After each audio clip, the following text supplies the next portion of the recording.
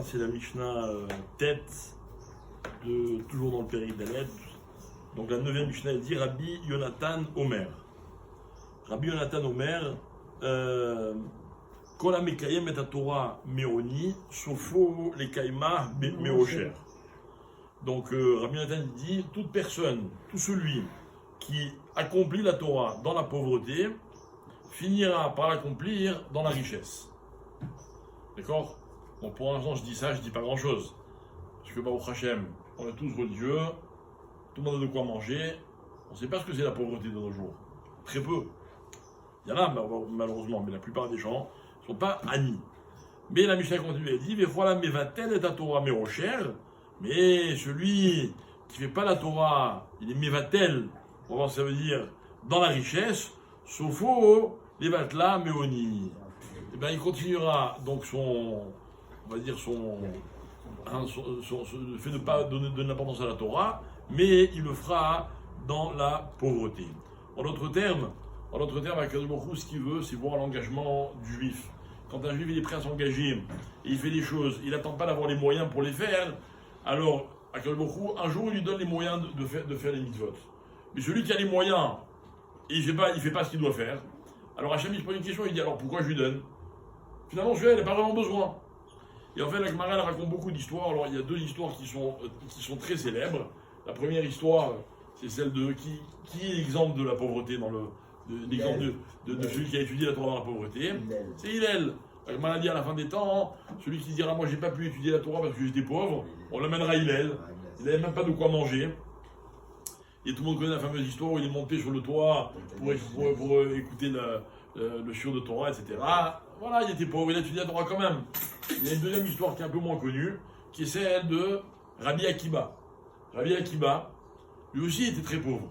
Pour vous rappeler l'histoire, c'était un berger, et un jour il rencontre une femme, et il tombe amoureux d'elle, et il lui dit épouse-moi, et elle a vu qu'il avait un potentiel extraordinaire.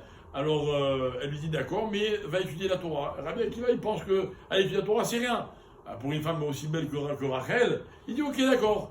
Et malheureusement, au moment où il étudie la Torah, il se rend compte que c'est pas du tout facile comme il le croyait, etc. Mais il s'accroche quand même. Et la Gemara raconte qu'il vivait dans la pauvreté, il vivait dans une grange, il dormait sur du foin, et que Rabbi Akiva, il était fou amoureux de sa femme, et il lui a dit si j'avais les moyens, je t'aurais offert un bijou qu'on appelait Yerushalayim Shel Zahav, une espèce de rizière de je sais pas quoi, en or, et il s'est entêté, il a étudié la Torah, et la Gemara raconte qu'il allait puiser de l'eau, il amenait aux gens, avec la moitié il mangeait, avec la moitié il achetait du bois pour chauffer sa maison un minimum, etc. Et voilà que la Gemara raconte que Rabbi Akiva, un jour, et ses élèves à la yeshiva, vraiment la situation était très difficile, et vous vous rappelez, il avait un beau-père qui était... Alors, la fin de l'histoire, c'est que Rabbi Akiva, il va devenir très riche. Il y a deux versions. Première version, c'est que son beau-père, qui était très riche, s'appelait Kalba Savoie, il avait déshérité sa fille. Parce que lui, il voulait qu'elle épouse un Talmid Chacham, et voilà qu'elle épouse un vaurien, quoi. Rabbi Akiva, maman, il n'était pas grand-chose. Alors il a déshérité, mais quand il a vu qu'il est devenu Rabbi Akiva, il a annulé son vœu, et finalement, donc c'est sa fille et Rabbi Akiva qui ont hérité de sa richesse. Il y a une autre version qui dit que Rabbi Akiva, donc sa yeshiva, elle était au bord de la faillite, et il est allé, donc lui et ses élèves, parce qu'évidemment, à l'époque, ce n'était pas les rabbins qui ramassaient de l'argent, c'était les membres de la communauté ou les élèves qui allaient le faire pour les rabbins, et donc ils sont allés voir une femme qui avait beaucoup d'argent, et elle avait de l'argent. Alors elle a consenti à leur faire un prêt, parce qu'elle ne pouvait pas leur faire un don, et elle a dit, mais bon, emmenez-moi Rabbi Akiva. Donc Rabbi Akiva, il va la voir, elle accepte de faire le prêt, et elle lui dit, il me faut des garants. Et Rabbi Akiva, il ne savait pas vers qui se tourner.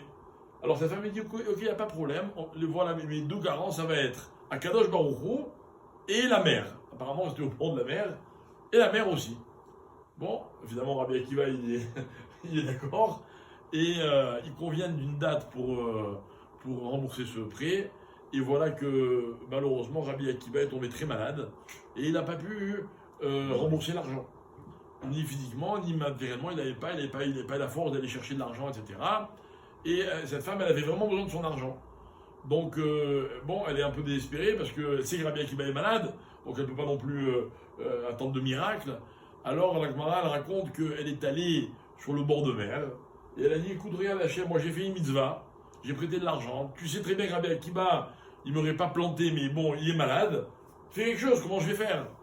Et la Gemara raconte qu'au même moment, la fille de César, elle est devenue folle et elle était sur un bateau, ou je ne sais pas où elle était, et elle a jeté à la mer un coffre rempli de bijoux, de je ne sais pas quoi.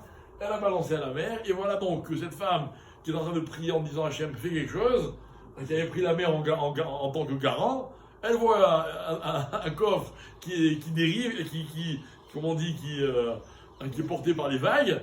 Elle ouvre, elle voit le trésor, elle dit bon, c'est bon, merci Hachem, la dette a été remboursée. Apparemment, elle avait fait un vrai prêt. Hein.